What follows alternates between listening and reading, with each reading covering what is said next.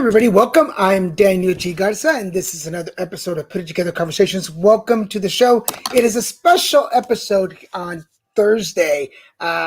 We'd like to surprise you guys. You know, we usually have our shows on Saturdays at noon and 5 p.m. Pacific Standard Time, but every once in a while, we like to bring you guys during the week just so that you guys can stay entertained. Today's guest, I'm always okay. So I know I say it all the time. I know I'm always excited to have guests on the show, especially people that like motivate me, encourage me, or inspire me. But people that make me laugh. And sometimes I get to meet people for the first time here on the show. Most of the folks that I meet, I've never met them before, other than like watching their videos or their stuff. But let me tell you about my guest today, Mr. Mke Perkins. Mke Perkins is originally from the beautiful state of New Jersey and is now based in Los Angeles, where he emcees and features at clubs like the Comedy Store, the Improv, and has had the opportunity to host and open for comedians like Whitney Cummings, Pauly Shore, and Melissa Villaseñor. He's also done private events, benefits, and feature work all around the country, and returning regularly to tour back east in New York City, Philadelphia, Boston, and Atlantic City. Hello to all our friends out there. Mke hosts and produces multiple shows around LA, including his own live comedy talk show called Another Late Show Tonight, where he writes, performs, and interviews special guests, comedians, and musicians from all around the country. Mke is an improv comedy alumni of the Upright Citizens Brigade and has been a semifinalist in the Boston Comedy Festival, a featured comic the past 5 years in the Burbank Comedy Festival, and was featured for 3 consecutive years in the LA Indie Improv Festival. He was also featured in Voyage LA magazine as part of the Hidden Gems series in the summer of 2019 and was nominated for the Comic of the Day series on Comedy Network Live. And that's another thing we have in common. We're going to talk about that in just a second. So let me bring him into the room.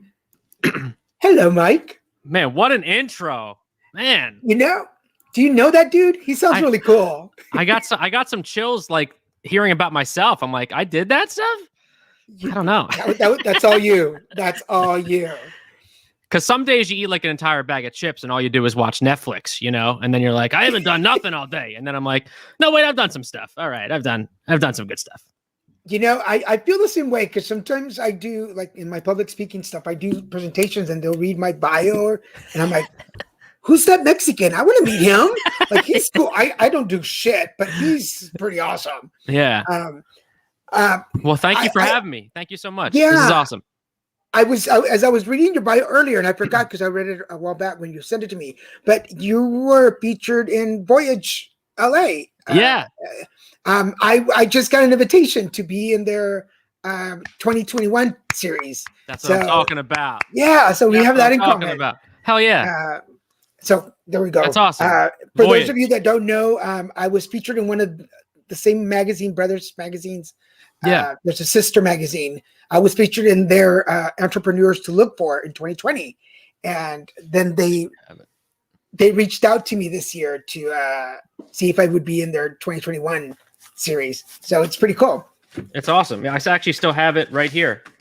I have I got the thing. Bam. Mine's across the room. I wish I had it next to me. I gotta frame it. I haven't framed it yet. Mine's in an envelope too as well. And they sent it, yeah. So hell yeah, we joined the club, baby. We joined the club. When you get to our level, people, this is what you get to do. You inspire yourselves, be yourself, and look. One day you're going to be able to have something that you haven't framed yet, and then you can frame it. You know. I don't know about you, Mke, but sometimes it hurts to be so awesome. It's painful. It's painful. But no, thank you for coming to the show. For those of you that follow the show, I like to share how I met my guest. And Mke was cool enough, and one of the comedy Facebook pages that you posted, share your YouTube, and I went in there and shared it, and then we followed each other on YouTube, and I saw your stuff. You're funny. I was cracking up, so I was like, I've got to have this guy on my show. And thank you. One, because you're funny, and the other one because I'm a big supporter of people who are big supporters, like people who are like, hey, I'm doing well. Who can I help to do well as well? Does that make sense? Sure. Yeah, for sure. I always love that aspect of I mean, it's all about helping each other. It's the whole network of it, because we did meet on, it was one of those pages, and they've been going on like the whole like pandemic, and I mean before that too, but the pandemic, it's really been a cool, like they're like, hey, it's Follow Friday, or whatever. Let's support each other, and you meet people. I mean, I met so many people this year not knowing who they were, and then you watch their stuff, and then like, look at us right now, Dan. We're here now. This is awesome. Yeah. So and support each other. Anybody out there. Yeah. So for anybody out there, if you're a comic, if you're an actor, if you're a host, and you're like, hey, I have a put it together story, get in touch. Come on the show. Share your information. Tell people what you do. You have a pretty cool personal story too. So I'm not going to keep chatting too much. I want to hear what your story's about. So Mke Perkins, tell us how you put it together. Well, like today, like yesterday, I got a haircut. I put that together. And then I kind of ironed my shirt a little bit, but I grew up with an Italian mom, so I'm not that good at it because they did everything for us. But hey, what are you going to do? But yeah, I've always been in love with comedy. Like I started doing stand-up 7 years ago, probably like 8 years ago. I started, because I've been in Los Angeles for 7.5 years now, which is a long time in LA. It's I beat the system. I don't know if that's the word. No. Beat the system. LA. I had people that moved into LA the year I moved in, 2009, and they're gone. So yeah. It's like you kind of like, but I mean, I did it because I wanted to follow my dream. That's what I wanted to do. I wanted to do movies. I wanted to do comedy, all that good stuff, and I always wanted to do that. And I went to like, I was always a class clown all the time. I was always cracking jokes, and that's how that's how you flirt in high school. That's how you make people laugh in high school, make the teachers kind of go crazy, just to get a laugh. Everything is for the laugh. That's what everything's always for. And then I went to college for acting and filmmaking. Went to film school, did that for about 1.5 years at Rowan University.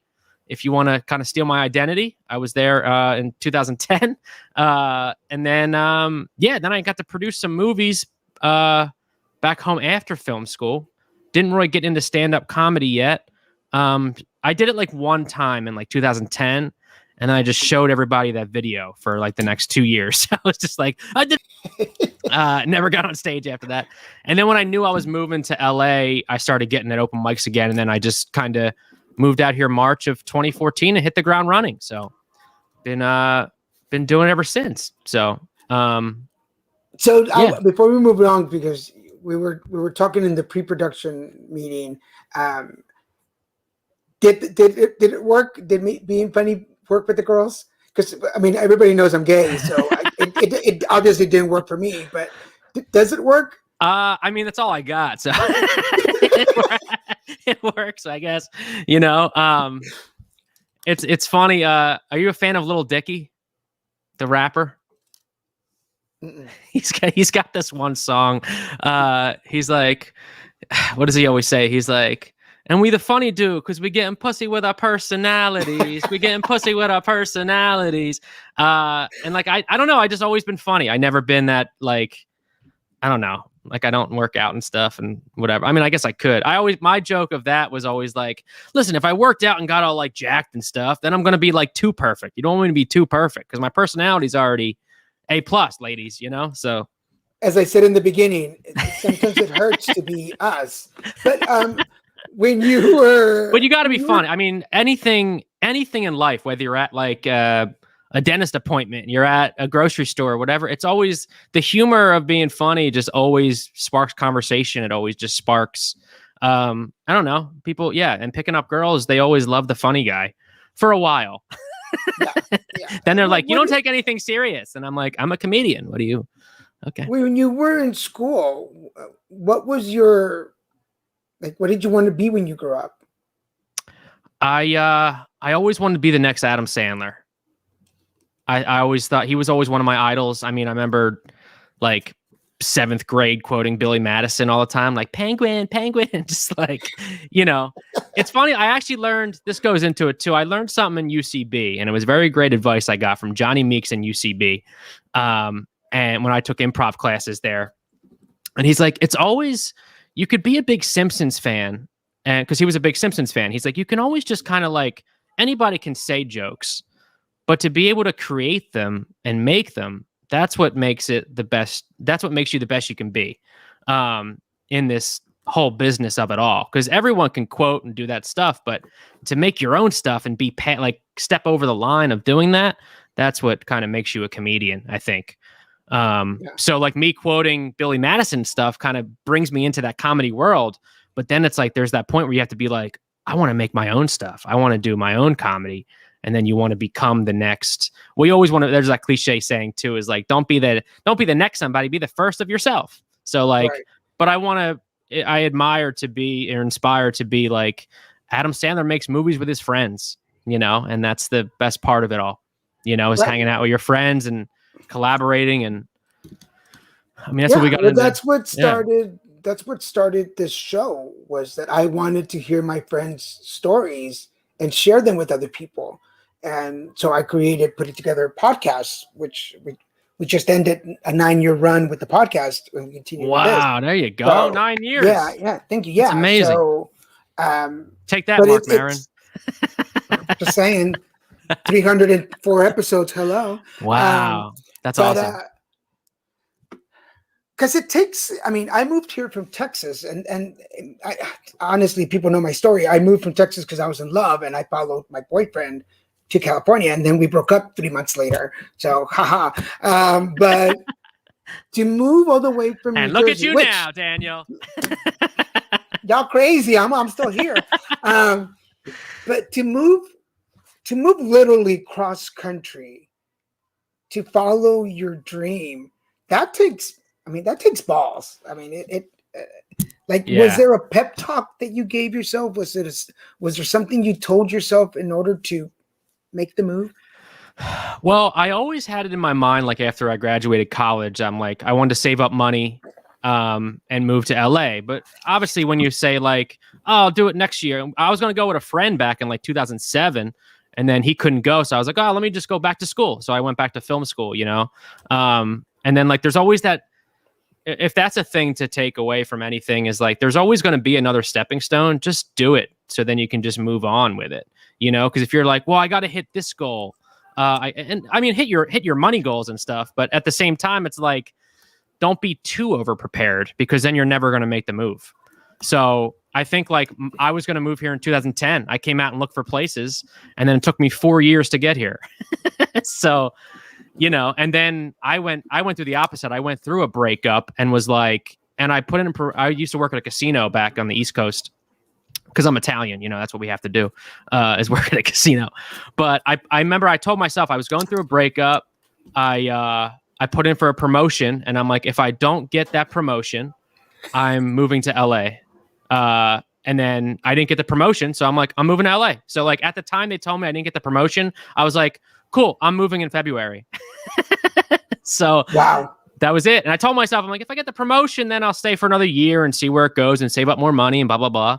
But just make the move. If you feel it, just follow it. Because it's never too late and it's never too soon. Just do it, And it inspires you too. You moving from Texas, once you move here, I think that's your, like, if you get down in the dumps of anything, you're like, what am I here for? I moved here. I'm not going back. I have to do this. And then you have fun with it and just live it up. Someone left us a message, huh? Yeah. So it says women move across country all the time and do not have balls. Be woke. Yes. They got the biggest ovaries you can have, Dude, we're thinking the same thing. I was like, maybe they have big boobs and that's what got them cross country. I don't know what they do with them. I don't play with them. I don't eat them. I don't know about them. But you're right. It's like during the lockdown, a lot of folks were like, well, I'm going back. I'm like, you put so much work to get here. Like, yeah, write it out. Like there's still stuff you can do. And then there's friends, what you were saying just now, there's friends of mine in Houston that when I moved, they were like, dude, I'm going to follow you. I'm right behind you. I'm like, yes. And I'm like, 12 years later, I'm like, where are you? I'll tell you what, your first year when you move somewhere, you have so many friends being like, can I crash on your couch? I want to move out there too. And blah, blah, blah, blah, blah. You eventually have to start turning them down. You're just like, dude, I can't. I'm here. I have to work. Like, what are you doing? I did have lots of people visiting. They're like, I just want to come and try it out and check the vibe. But I live in Laguna Beach. I'm like, do not take my experience as the general experience, because I'm in Laguna Beach. It's an hour outside. When you move here, you're going to want to live in the hub, in the center of it all, which is a different experience totally. But of course, I think a lot of them got scared because I was far away, and I'm like, it's not the same thing. But yes, it is sticker shock to move to California from anywhere. Yeah, and that's why I think that's why you're never ready until you move here. You're never ready to move until you're ready to move. So and hey, the people that had to, I mean, the pandemic is a whole different fucking ball game than it is. If you had to, don't think of it as you having to move back home as you're failing, because that's just like, look, if you got to do what you got to do, and then you'll be back. Yes, Christian, where my boyfriend lives in Culver City. Yes. God, he just won't leave me alone. God, we broke up, Christian. That's not the boyfriend I broke up with, just to make sure. They're gonna be like, what? All these messages are coming. He's like, wait, what? What happened? I know. He was late to the pre-production meeting, and now he wants to be all part of the conversation. So once you got here, talking about sticker shock, what was one of the first myths that was like destroyed, or things that you found out? The myths, I guess that I guess that like everything, there's some people that move here and think you're on vacation like the whole time, and that's not the case. Like you have to really work hard. Like I saved up enough money where I had like the first like couple months off, and then I kind of had to get into gear and like get a job. And then like, I was a waiter for a little bit, and then I had to get a second job.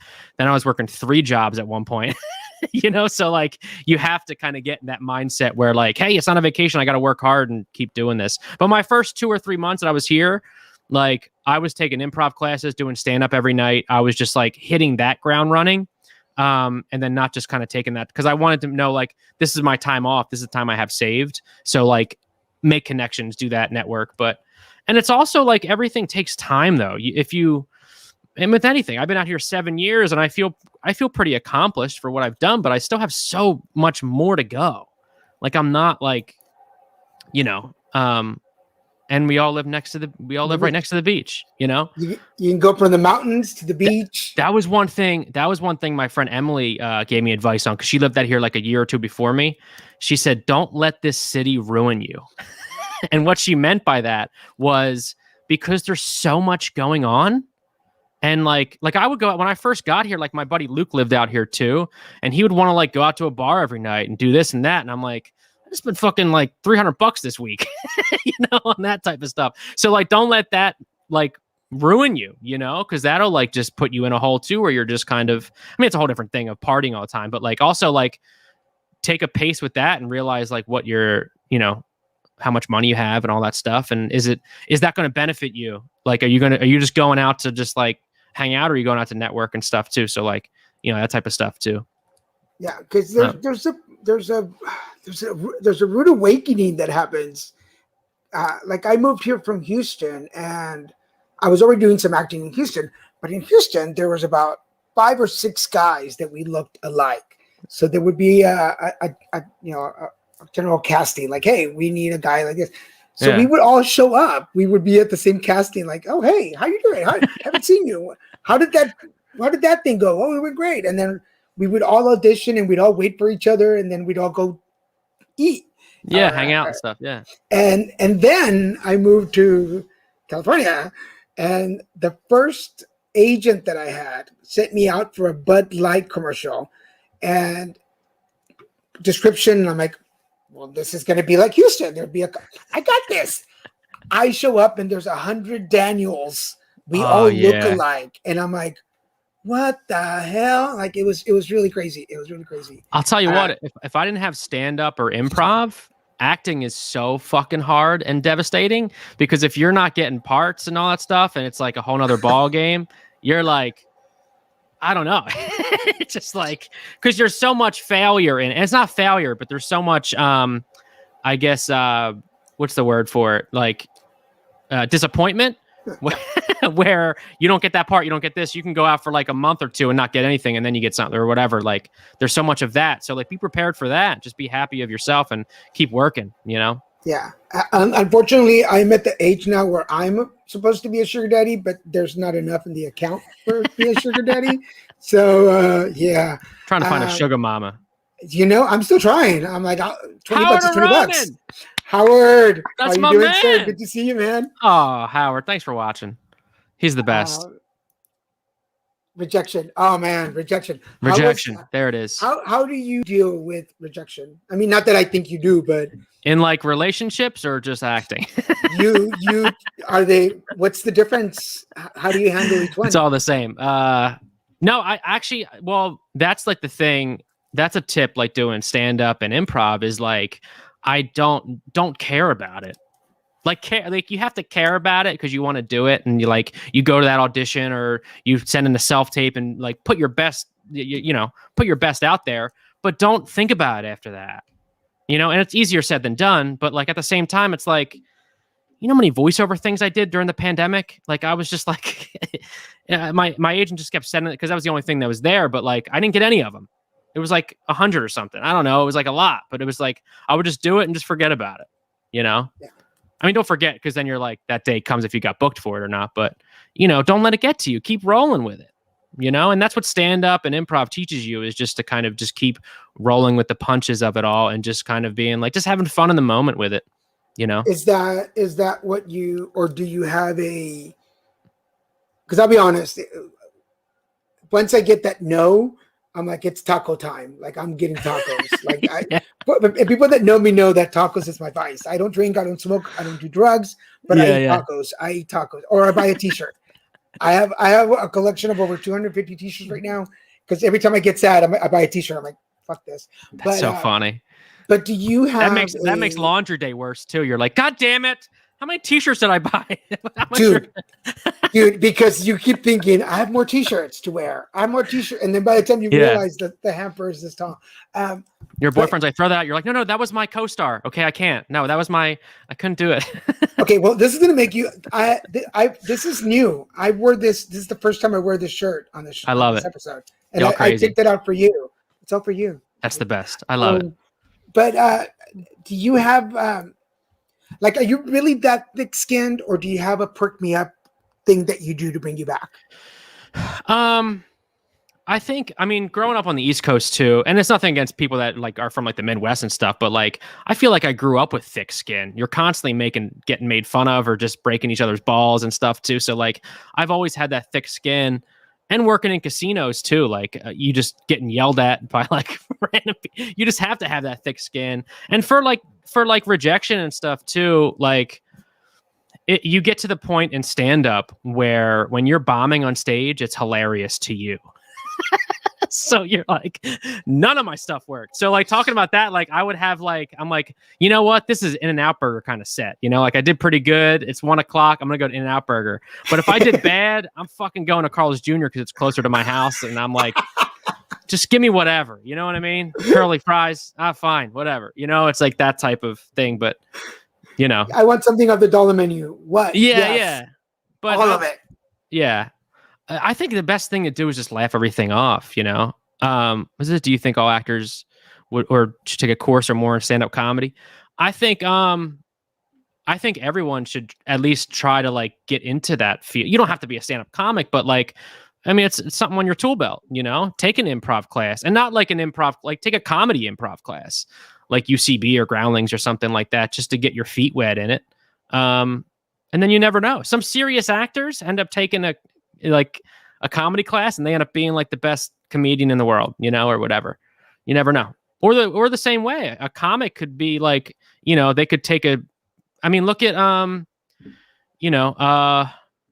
trying to think. Look at Bill Burr. Bill Burr was awesome in the new one with Pete Davidson. What's that movie called? Oh, shoot. Yes, I know what you're talking about. Yeah. Yeah, Staten Island, King of Staten Island. King of Staten Island. I mean, been an amazing comedian for 20 years, 30 years. And then that was a serious role and he crushed it, you know?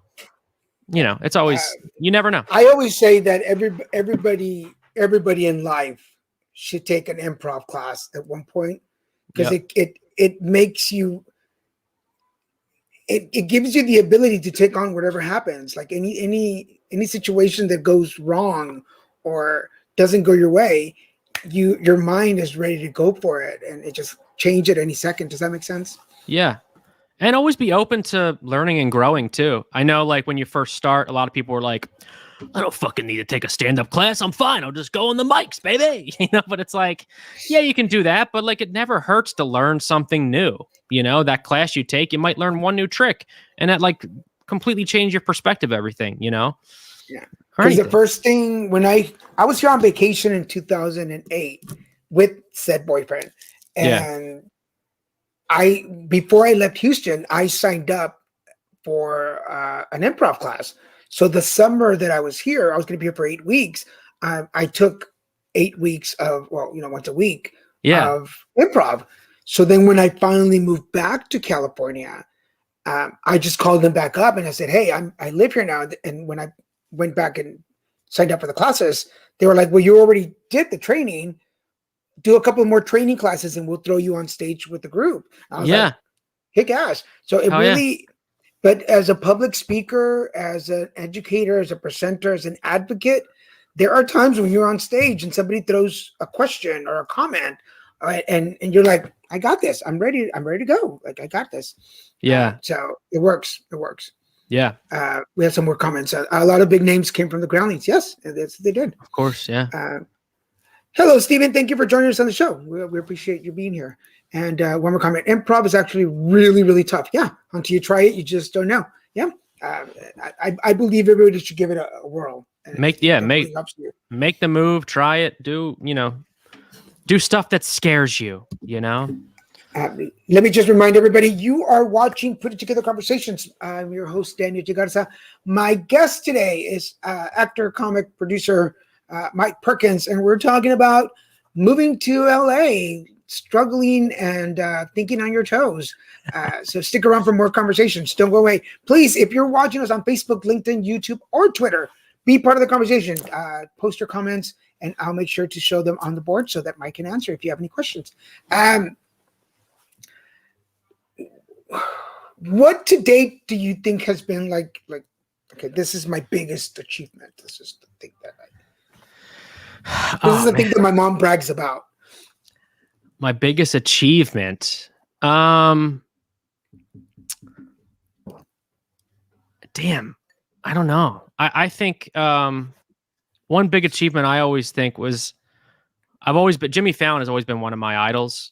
And when I came up with the idea of kind of coming up with my own talk show, and then my parents came out, like, they live in Vegas now. They like surprised me and came out to that show. And it was such an amazing show that, like, my mom, like, it was cool. It was cool for them to see me on stage, with that. And I think another achievement too is when I first got on the road for the first time.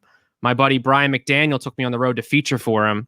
And that was my first like homecoming show back in Philly and Jersey, Atlantic City. And that was such a huge moment because it was like friends and family came out and I'm like, doing stand up for the first time in front of them and stuff. I've been doing stand up like maybe 4 years when I got to the road, but like, at that time, that was a huge achievement, I think, of mine too. And then I think my third achievement was being on Put Together Conversations with Daniel G. Garza. I think is another. I swear. I think take everything as achievements. I can't think of just one big achievements. I think you got to take it in little strides too. Like I just became the whole pandemic. I was a semi-finalist at the Boston Comedy Festival, which was amazing. And that was a big achievement of the pandemic too. So I like your way of thinking. I think that because I've been in California now for 12 years, and that first year was I made it the first year, like, yes. And then the second year I was like, I made it from one group of improv to the next, and I was like, yes. And then I got my first film, and I was like, bravo. And then I got my first lead in a movie, and I got to see myself on a big screen. So I was like, yes. And then you have to mix in the personal stuff, because you have to count personal achievements. Like I survived cancer, and I was like, okay, so acting, holy shit, entertainment aside, like, yes, I did that. And so I like the way you think, because you have to, if you sit on the laurels of one success story, I don't think you ever really evolve or grow. Does that make sense? Yeah. You survived cancer? Yeah. Oh my God, that's amazing. I say it's okay. Yeah. Doesn't You're everybody? like, yeah, whatever. That's a huge achievement. That's better than like being like on. That's amazing. No. But it's personal versus professional, because you have to like I having ended having had my podcast last 9 years and done over 300 episodes in that area was a huge achievement for me, because of course, yeah. Huge.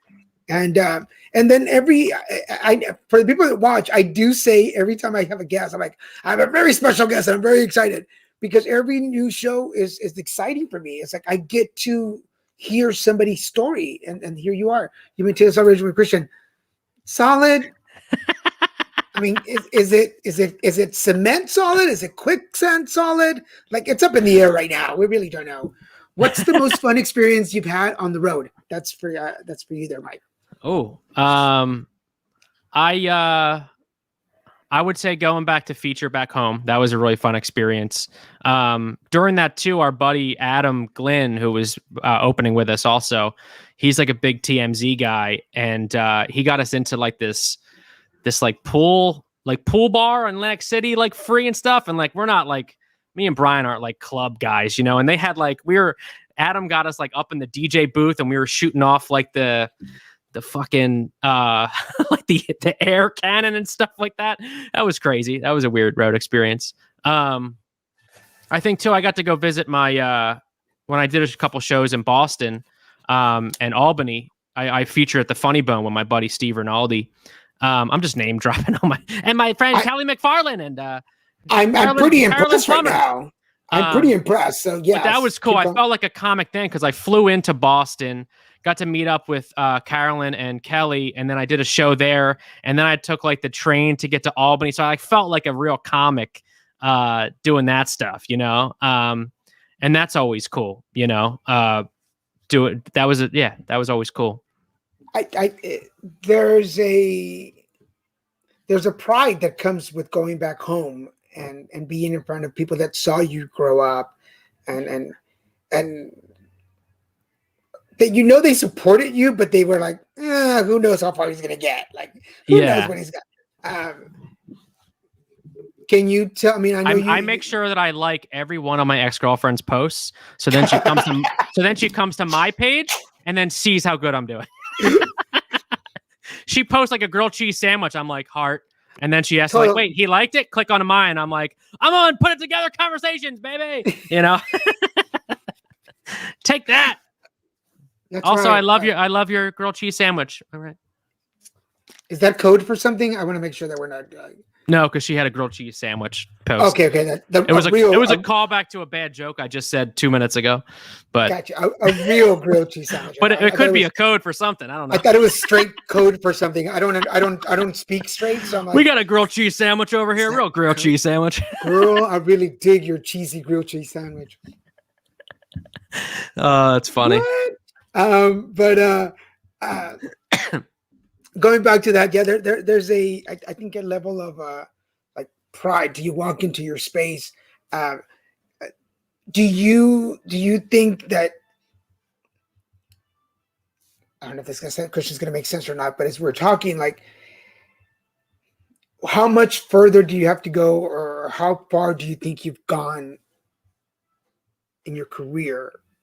Does that make sense? I don't know if that makes sense. Well, I think if I look back 7 years, I used to be nervous to do like a 3-minute set, 5-minute set, you know, in stand up. Now I'm like, fuck, it's only 5 minutes, you know, kind of mentality where, and like, it was a big thing for me to do 20 and 25 minutes for the first time. you know? And then you look at that success of it. And I think, as we said, like, I think just always keep growing and learning. I think that's where you're going to have to look at your success. There's still so much for you to do. You know, I'm only 7 years in this. I mean, there's people that are in 20, you know, like, and you don't have to look at the time, like be like, oh, he's been doing it 20 and he's been doing it 7. So he's got to be more successful. It's not about who's more successful. It's about success in yourself.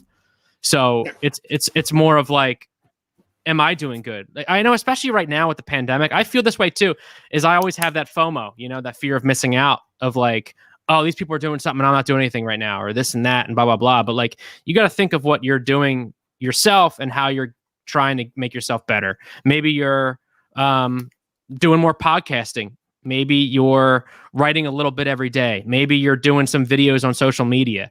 Maybe it only gets like 200 views, but hey, at least you put content out. You know, at least you're doing something. So like the success in that is everything is going to be successful.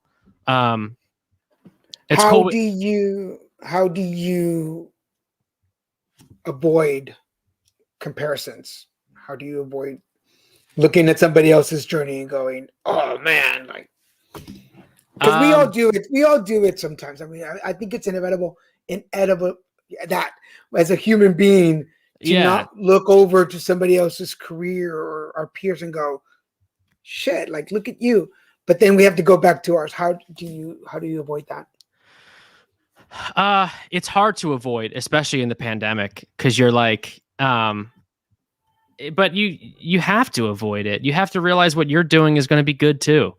You know, it's hard to do it, but also think like, be happy for that person that's doing something, you know, ask them questions and be like, hey, how'd you get to that point? You know, like, what'd you do for that video? Like, I have a lot of friends that like are getting TikTok famous and stuff, you know, which is awesome. And it's like, but how did you do that? You know, it's always inevitable. It really is. You're going to get jealous and have those points of that.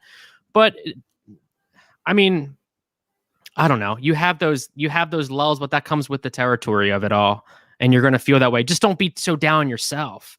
Don't be like, oh, look at friggin', you know, look at Dan doing this. Oh, I'm a piece of shit, you know?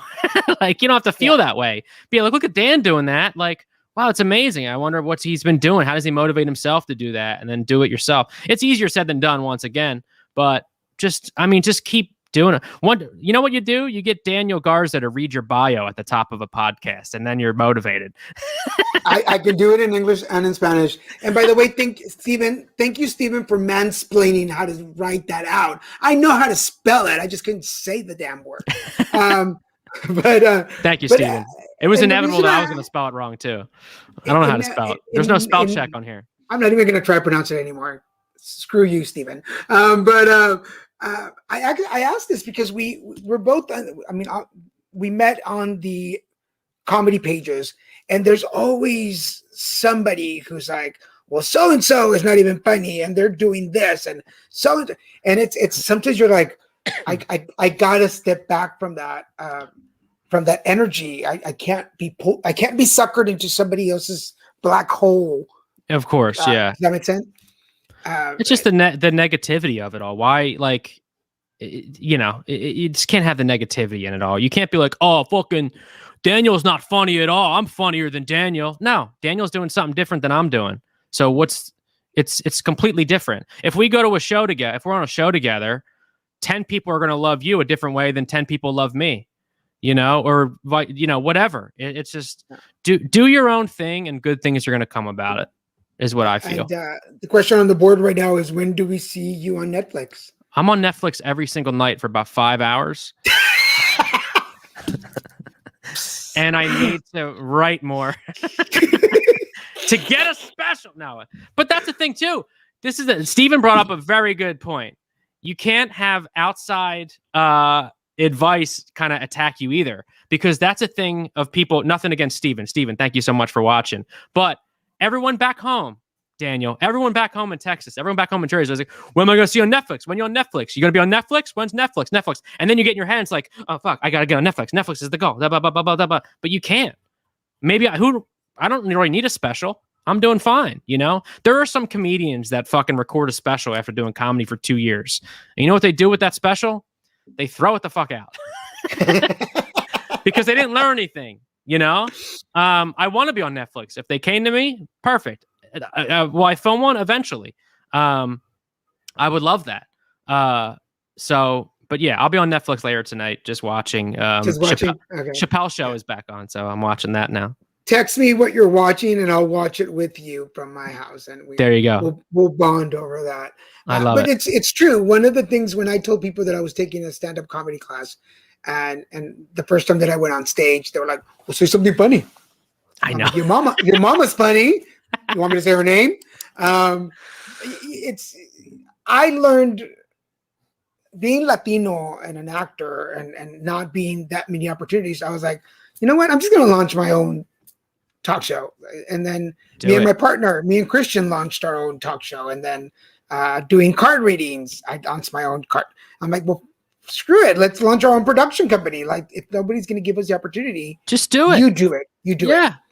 Just do it yourself. That's how you get, that's like how actors get in the hole when they first move here, is they're like, they don't have anything on their reel, or they don't have to make something. It's so easy to make something now, and it just push yourself to do it. You look back, like I have my own, I do my own comedy talk show. I look back at Conan's very first late night, and I see him, he's so nervous during the monologue. And I felt so good about that because I was so nervous during my first one that I did. And I was doing comedy 5 years at the time, but I was still like nervous as shit to do like current events and whatnot, and now you look at it, you look at your progression, always look at your progression. It's like working out. Don't take fitness advice from me because I just had a whole bag of Doritos before this conversation, but look at your progression of, your acting skills or this and that. There's always a little bit of progression. Yeah. I go back and check out marathon. Yeah, I go back and check out my YouTube videos. Back in 2009, 2010, I had a little series called Morning Tea with Daniel. And every morning I would record something, drinking a cup of tea and talking. And then I would upload it to YouTube. You see those first ones and you're like, who taught this Mexican how to speak English? Like, what the hell is going on here? Like, I don't know. But it's taking me years to get to where I'm comfortable in front of a microphone. Like, I could be having a shit attack 2 minutes before we go on the air. But as soon as that camera is on, I'm like, hi, welcome. You get in the zone. But you know what? Those first couple of videos in 2009 is what helped you get to here. Because otherwise you could have been like, well, I don't have a camera, so I'm not going to do the video. And then if you had the camera, it's like, well, it's not a good camera, so like maybe I got to get a better microphone. Everything always upgrades. Closet. Don't judge me, man. That's how I leave every conversation. It's like a magic poof of Dorito dust. It's just like Pigpen from everything. Snoopy. You know how I knew the pandemic was getting to me bad? Because Ralph sent me coupons in the mail, and you know how they send you a little thing? It's like, oh, you get $1 off or whatever. They said free bag of Doritos, 6 to 8 ounces or whatever. And I was like, I'm just getting free Doritos. I need to stop this. They're like, we don't even need you to come and shop for anything. Like, grab the bag. It's on the house, dude. I'm like, all right, I got to calm down with these. We know who you are now. We have you on camera. Just give it to him. Every Friday night, Doritos and Netflix. Just give it spicy notch. You got to do it. Spicy notch. I'll remember that when I meet you in person. Spicy notch. So we are at 45 minutes into the show, folks. This is Put It Together Conversations. I'm your host, Daniel G. Garza. My guest today is actor, producer, and comic, Mr. Mke Perkins. And we're talking about not comparing yourself and staying on your own track to success in your careers. Part of the tradition of the show, Mike, is that at about this time, I ask my guests for some words of wisdom for the people watching the show. So, Mke Perkins, what words of wisdom would you like to share? Words of wisdom. I would say just as we talked about, I would just say always, if you have an idea, just do it. I think that's the best part about living in LA. Find like-minded individuals.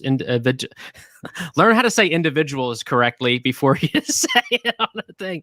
But find people that you can collaborate with and build something together. That's the biggest thing. That's the greatest thing about the comedy scene in LA is everyone's like a network. And And I think like I used to host an open mic for like 2 years, which is 2 years too long to host an open mic. But during that time, I used that instead of just kind of building material, which I built material too. I used that to network. I had friendships, and these are the people I listened to something. It was Seth Rogen. I think he was on Mark Maron, and I think he's an executive producer on the new Ninja Turtles or something coming out, something like that. The reason he got that job was from some guy he met at like an acting class 20 years ago. And he was just like, Seth Rogen's perfect for this. And like, I feel like that's just do it. Just put yourself out there and you're going to get results. That's words of wisdom. So I recently was contacted by a friend that I did a movie with in 14 and said, hey, the script is ready. We're casting. Pay attention. There'll be a call coming. And I'm like, oh, okay. And I really thought, I'm like, I'm never going to work with these guys again. But here we are. I feel like Hollywood is big, but it's a lot smaller than people think. Look, Howard's here. We're 1 degree of separation from. Yeah. Howard's the best too. He's always be positive too. I think that's a big thing in acting and comedy. And as we talked about earlier in the show, tune back in and rewind if you're just coming in. But we talked about rejection and all that stuff.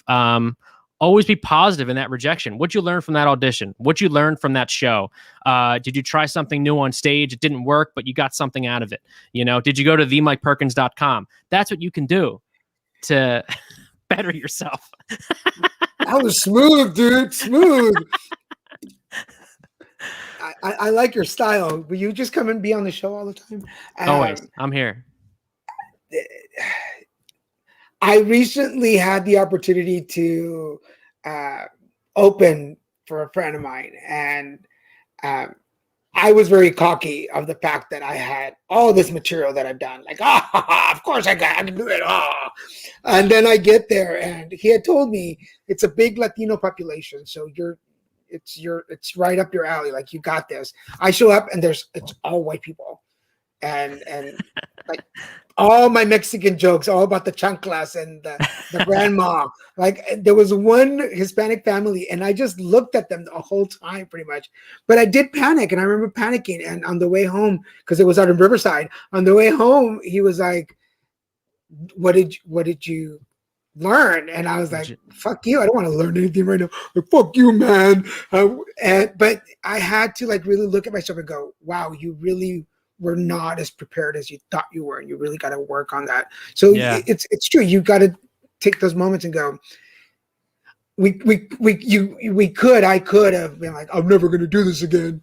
But it was like, live and learn, fuck it up. Like, let's get tacos. And a lot of the stuff sounds like cliche saying it, or like common sense, but you lose that common sense in some moments like that, is to like, I need to learn a lesson right now. This is what I need to learn, or I need to be positive, or anything, but you learn from that stuff, let me just say, I really like, although we have only talked on emails, and I really dig your energy. You have this really positive outlook on things. Like, thanks, man.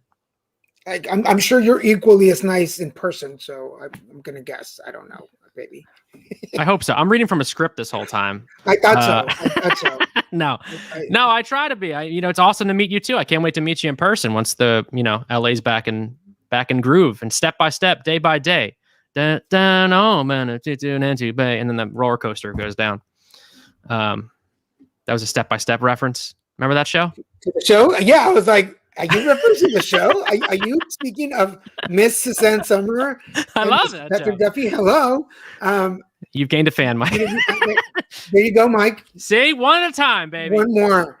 What is it? How many more do you need for the toaster oven? I'm like 2 away from toaster oven prices. I got a punch card. So what can folks look for when they go visit your website? So if you go to my website, check out my big flagship thing is my Another Late Show Tonight, where I interview special guest comedians and guests. I want to be a writer. I want to be a talk show host. So I do like new monologue joke every month. And I've been doing that now. That's a thing So this is where it comes into like kind of like motivate yourself. I told myself at the beginning of the year, every Tuesday, I'm going to do Tonight Show Tuesdays, where I put a monologue joke up every single Tuesday and just tag Jimmy Fallon and Fallon Tonight in it and see if they're like, hey, kid, we're going to make you a writer, you know? But even if they don't, I still did a joke every Tuesday. So I'm like, what, 26 or 23 of them deep, whatever it is now? I don't know. But look at my sketches. I do sketches and, you know, I try to film stuff and my stand-up at themkeperkins.com, at Mke Perkins _ on Instagram.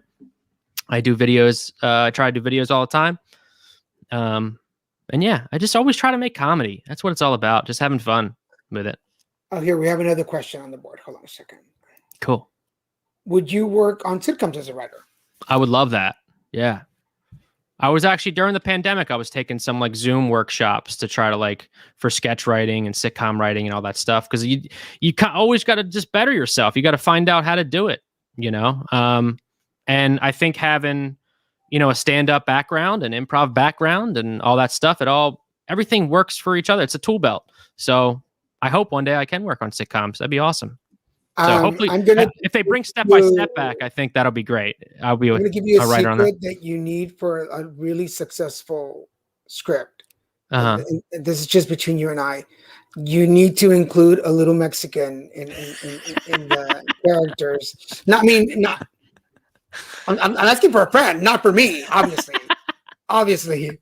But every successful script needs a little Mexican. I mean, look at Friends. They could have used a Mexican on there. Could have, man. You could have got rid of, Slacker show, whatever. Yeah. Did you ruin your Chandler? No, you needed Daniel Garza. That's what you needed. I'm just saying. I mean, call me Paco. Let's go. I don't drink coffee. I bring it from Colombia. But no, people, no. Do not write me letters. Do not write me letters. I want you on the new season of Narcos. That's what I want. I want the funny guy on Narcos because that needs a little humor. They just call me burro, but no, people, it's not that kind of show. Calm down. We are down to the last about 7 minutes to go. Nice. Oh my God, they're laughing. Yes, please laugh at us. This is great for the ratings. Keep laughing. What else you want to share in the last 7 minutes that we haven't talked about? I could pull up my Tinder profile. Can we pull that up on here? Can we do that? No. Dude, that could have been a whole segment. All right, who wants to swipe right? No. We could have done a whole segment on the best way for a straight dude to get a good profile is ask your gay friends. That's a new segment on the show now. You need to come back and we need to like dissect your profile. Listen, we put together conversations, but we also put together this man. He needs new headshots. He needs. Will between Christian and I, for those of you in the pre-show, Christian and I were arguing. We always argue, and Mike said we should do a show where he's like our therapist or something, which is a great scenario for us. I'll be your therapist. Yeah, let's do it. And then in reverse, the gay couple comes to the friend's house and we work on your profile. Dude, it's writing itself right now. Here's the sitcom Steve was talking about. Here we go. This is it. And we always need a best friend that comes around. Yeah. So there you go, Steve. Steve's an actor too. He does a lot of theater. So oh, nice. Yeah. And we got Howard in here too. Howard's the best poetry writer, stand-up comedian. He's got it all. There's Howard. There's Howard. Yes, I think it's right. I mean, we need a couple of girls, but when you have really good gay guys, why have girls? You don't need them. Yeah. But I think to highlight manscaping highlights. I was just gonna say highlight, but not like my highlights. It's a process. Love it. I think follow your dreams if you're out there listening. Follow your dreams, move to LA. And if you were in LA and then you had to move back home, don't worry about it. You'll come back, or just do stuff there. Just do what makes you happy. That's the whole thing about all of it. Like if you're happy doing this, do that. If you're happy just, doing stuff on the side, do that, whatever. So before we go and we have a couple of minutes, what are 3 things that make Mke Perkins really happy? Comedy makes me very happy. just kind of hanging out with my friends and doing that. I think that's the best part of comedy is the show itself is fun with the audience, but hanging out with comics and stuff, there's nothing like it. That's the best part of it. Second thing, what makes me happy is, I guess video games. I don't know. Video games make me happy. Taking my breath away now. Need a drink of water. Yeah, I don't know. I'm just always trying to and I guess friends. So that comedy could be one, friends could be two, and then I guess it's always it's funny when people come out to visit me from like Jersey and stuff, and they're always like, "Do you have certain places you want to go?" And I just bring them to comedy clubs. Like, do you know anything else? And I'm like, no. That's like when you do like an audition or something, and they're like, do you have anything else but comedy? And I'm like, I don't know. It's ice cream and horrors. No, wait, that's Daniel. Can I say horrors make me happy? I can't say that anymore. I can't do that. Can't say horrors. Bugsy, my dog Bugsy makes me happy. He's right here on the chair with me. They're sex workers. Thank you very much. They have names. Her name is Destiny, and the other one's Diamond. So give them some respect. Till you find your dream. Dream. Yeah. Yep. Oh, he was Christian was singing for us. Is follow every stream. I know. Wait a minute. Climb every mountain. Yeah. Climb every mountain. Follow every dream. Till you find your dream. Shut up. I tell you, everybody wants to join the show. But that's, I mean, I agree with that, because when a couple of friends of mine who are actors back in Houston, when they came to visit, another friend of mine was doing an indie film, and I was like, dude, can you use 2 more people? He's like, sure, why not? So I got them cast in this film, and I'm like, no way. So we spent the whole day on Sunset Boulevard shooting an independent film that, like, they were like, that was the best thing ever. Like, they got to see and be part of it, and that I think it's really cool to do stuff like that. That's awesome. No, I can't eat ice cream. I think that's a cool thing too. Like when you start seeing your friends doing big things, and you're like, what the coolest thing is, like when someone from your hometown sends you like a TikTok or a reel or something, and then you're like, oh, I know them. You know what I mean? That's the coolest thing. Just that too. Yeah, I love everything about comedy and laughing and stuff too. So they're acting. What kind of pup is Bugsy? He's right here. I always have to keep him on the chair because in the beginning of the pandemic, he ruined so many of my Zoom shows. There he is. Oh, my, look at that. He makes me happy too. So, hey, Bugs. Say hi, Bugs. Okay. Steven worked in TV, but now he's back in theater. That is such a cute pup. That's so cute. That is not... Okay, I'm going to say that's not the kind of dog I was expecting to see. Yeah. He's a Shih Tzu Bichon. He's a good guy. He's right here. And he's leaving. Hope he doesn't ruin Before we go, let me put up... Oh, your thing is up there. Before we go, I want to remind everybody, go check out Mke Perkins. Here is his website. Go check it out. Look it up. Follow him on all his pages. He's super funny. And as you can tell now, he's super cool. I'm so happy that I reached out to you. And I'm even more happy that you said yes. Of course. Yeah. This is awesome to meet you, man. This was great. This is really fun. I hope you'll come back and join us again for just some more hijinks. Yeah, I would love to. I gotta be your couples therapist, so it's gonna be. You don't even realize how serious I take those comments, because I'm going to totally book set. You're welcome. Thank you, Micah, for watching the show. Thank you for joining us. Good acting. Yeah. I'm going to put you in the green room for a second, but thank you so much for being here. Everybody go follow Mke Perkins on his website. And there was one more comment. Okay. And we will see you again, hopefully soon. So I'll be back for you in just a second, Mike. Awesome. See you guys soon. Thank you. For everybody watching, this has been Put It Together Conversations. I'm your host, Daniel G. Goddess. Remember, here on Little Mike Productions, every Wednesday, the Christian and Daniel show at 6 p.m. Pacific Standard Time. The Card Devo on Fridays at 5 p.m. Pacific Standard Time. And then Put It Together Conversations at its regular time on Saturdays at noon and 5 p.m. But follow the page, so make sure that you get notifications of when the shows are, because we have special shows airing during the week and in between the shows on Saturday. If you're watching us on Facebook, please follow us on any of the pages. If you're on LinkedIn, please hit that announcement and you will get notifications. If you're on YouTube, will you do us a favor, scroll down, smash that subscribe button, and like this video? We really appreciate it. And anybody on Twitter, will you retweet the show and make sure that other friends and family can check it out?